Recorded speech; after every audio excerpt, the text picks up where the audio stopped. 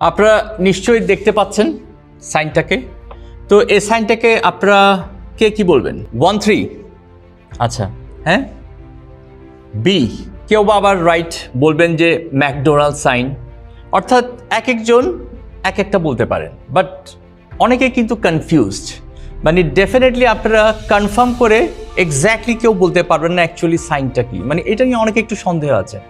কিন্তু যদি আমরা এটাকে এখন দেখাই, বলেন এখন কি আর কোনো কনফিউশন আছে? এখন একেবারে নিশ্চিত করে বলতে পারেন যে এটা বি। কেন? কারণ যখন আলাদা ছিল তখন এটাকে নিয়ে আপনারা কনফিউজ ছিলেন, এর ফুটিংটাকে নিয়ে, এর আইডেন্টিটিকে নিয়ে।